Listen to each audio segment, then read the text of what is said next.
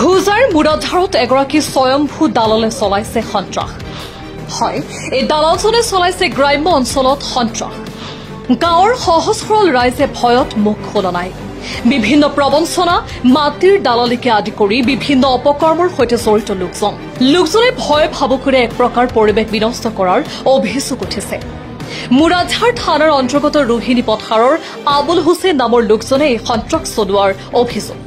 এতিয়া উপায়হীন হৈ একে গাঁৱৰ সৰ্বৰাহী যুৱক শিবিৰ আহমেদে শ্ৰীমন্ত শংকৰদেৱ নগৰ আদালতত এক গোচৰ ৰুজু কৰে।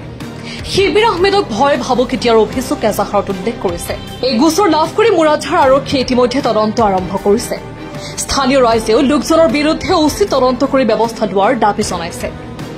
रोहनी पतार बापर नाम আব্দুল মতিন आज बहुत दिन থেকে আমার লগে হারাহাস্তি করি আছে, বহুত মানুষজনের লগে হারাহাস্তি করি আছে। হর মাটির দলাল আছে, বেটিন্তর দলালত আছে, হর জিনিসত মানে মানুষজনক মানে পয়সা মানে মানুষজনক পয়সা ডিমান্ড করে, পয়সা দিবার কারণে পয়সা দি দক মরে মুই এনেকা নকরে পয়সা মানুষজনে নিদে, মানুষজনের লগে হারাহাস্তি করি থাকে, মাটির দলালিও করে, বাইক চুরিও করি আছে।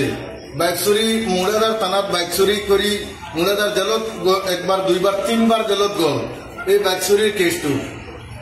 আর এই দেখো মাটির দলালি করে, মাটির দলালির কাগজটো আছে, মানুষজনক মাটির এগ্রিমেন্ট করি তাকে এনেকে এগ্রিমেন্ট করে মানুষজনের হারাহাস্তি করি থাকে। সব মানুষজনের এই মানুষজনের দেখো এই ফটো দেখো মানুষজনের ফটো দিত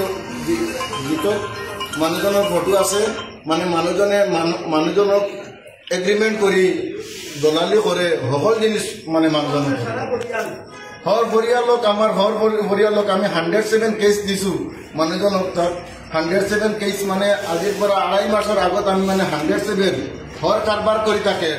রাতি মানে গুন্ডাই নানে গরম গুন্ডাই নানে ডাকাত পার্টি আনে, ওরা মানে মানুষজন আনি বেলেগ বেলেগ জায়গাতে কুইমার পৰা আনে, ডিমাপুৰেৰ পৰা আনে, মানুষজন আনি তার ঘরত রাখে।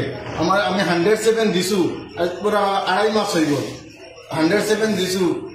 এনেকুৱা মানে মানুহজনক পুৰা মানুহজনক এনেকুৱা কৰি থাকে।